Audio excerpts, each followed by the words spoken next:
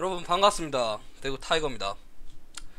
오늘 다름이 아니고 저번 한 3, 4일 전에 제가 말했던 그 북한의 문재인 정부가 저희 나라에 이제 원전 시설을 건설하려고 했다는 그 계획서가 보고서가 그 문건이 삭제가 되었었는데 그 조사하는 과정에서 그게 밝혀졌고, 그리고 거기에 관해서 지금 이야기 다뤘었는데 오늘 또 한 가지를 제가 들고 왔습니다. 뭐냐면 거기에 관해서는 이야기는 아니지만 물론 포함될 수는 있는데, 문재인 정부가 지금 2050년에 탄소 중립을 실현을 하겠다고 이야기를 했는데 지금 앞뒤가 맞지가 않아 가지고 지금 이렇게 녹화를 시작했습니다.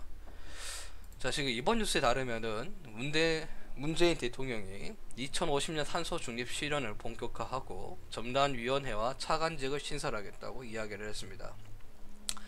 장기 저탄소 발전 전략 연내 유엔에 제출하고 다음 정부로 미루지 않고 임기 내 기틀을 마련하겠다라는 이야기를 했는데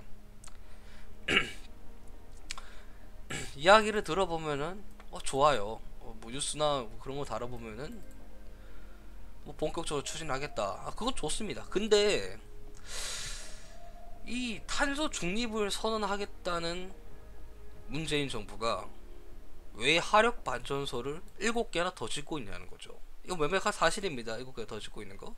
그래가지고 지금 주민분들이 말이 많아요. 강릉시 강릉면에 위치한 계목마을에 72년간 거주한 주민이 지붕에 분진이 내려앉고 폐지라는 알른 등 여러가지 문제점도 있고, 같은 이야기입니다. 거기다가 지금 자연 환경도 나빠지고 있다는 것을 또 보여주고 있습니다.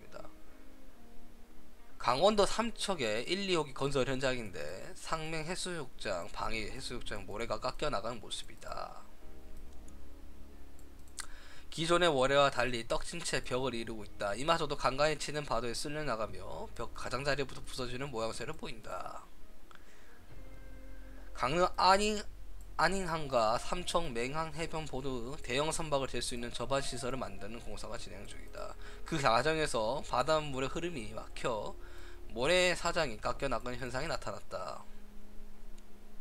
그러니까 제가 말씀드리고 싶은 거는 이런 문제들도 있고, 중요한 거는 화력 발전소를 더 지으면 결국 이산화탄소가 더 나올 수밖에 없는데 왜 탄소 감축을 한다면서 화력 발전소를 더 짓고 있냐는 거죠.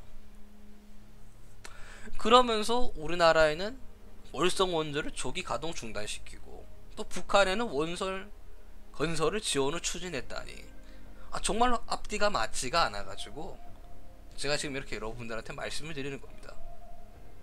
문재인 정부의 정책이 정말로 앞뒤가 맞지가 않는 거를 여러분들이 진짜 아셔야 되고, 심지어 거기에다가 우리나라엔 당연히 월성 원전에 관해서 이제 원자력 발전소를 이제 없애겠다 뭐 그런 식으로 지금 정책 방향을 잡아가고 있는데, 그러니까 거기에 대한 다른 전력 수급 방안이 있으면 모르겠는데 그게 지금 뭐 풍력, 그 다음에 수력, 그 다음에 화력 이런 식으로 좀 가겠다는 건데, 태양열도 있죠.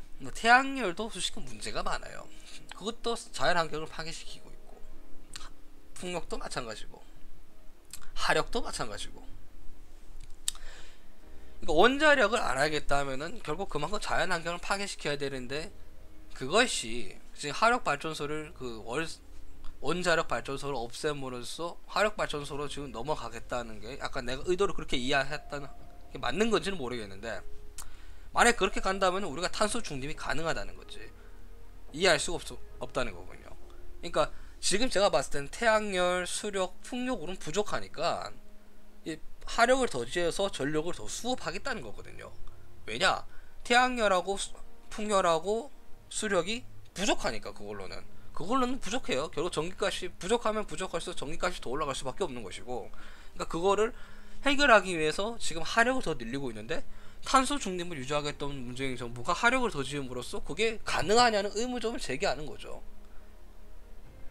그 다음에 우리나라에서 월성 원전을 조기 가동 중단시키고 또 북한에는 또 원전 건설을 또 추진하겠다는 게, 이게 도대체 뭐가 있길래 나라 꼬라지가 도대체 어떻게 돌아가고 있길래, 누가 이득을 보길래, 도대체 누가, 어떤 사람이 이걸 추진하냐는 거죠. 그래서 지금 여기에 관해서 문재인 정부는 왜 다급한가? 맨날 다 관련이 있어요. 추미애 법무부 장관하고 윤석열 검찰총장 직무 정지시키고, 이게 단순한 정치 쇼라고 전 보이지 않거든요. 그 다음에 이번 원전 관해서 보고서가 터진 것도 무관하지 않다고 생각을 합니다.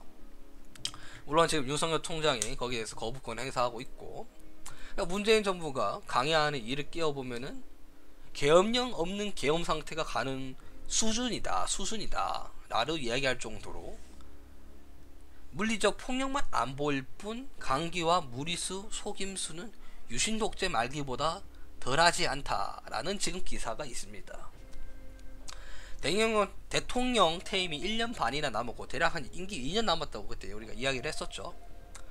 국민의힘 대선 주자들이 질이 멸렬한 건 고맙지만 친문 후계자 없이는 퇴임 후 안전을 믿을 수 없다. 윤석열이 치솟는 대선 후보 지지율은 현 정권을 응징해야 한다는 국민 여망을 반영한다.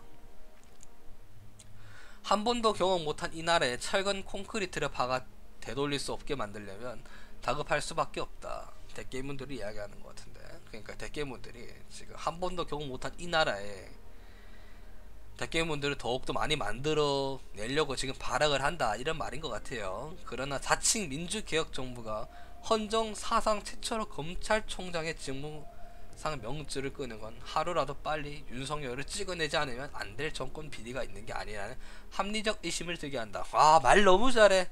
역시 기자야. 나는 이런 말을 못해. 정리해가지고 도박도박. 일반 사람이니까 역시 기자들은 다른 것 같아. 지금 이게 5일 넘게 지났는데, 월성 원전 이제 그때 조선일보에서 단독으로 터졌던 건데, 아무튼 아직까지 살아있는 거 보면 정말 사실인 것 같아요.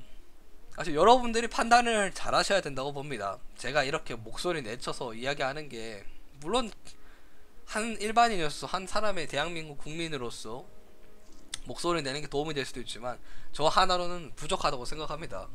여러분들도 같이 저처럼 이렇게 의문점을 제기할 수 있고, 그런 거에 대해서 이야기할 수 있는 그런 사람들이 되셨으면 좋겠습니다. 오늘 여기까지 하도록 하겠습니다. 대구 타이거였습니다. 아디오스.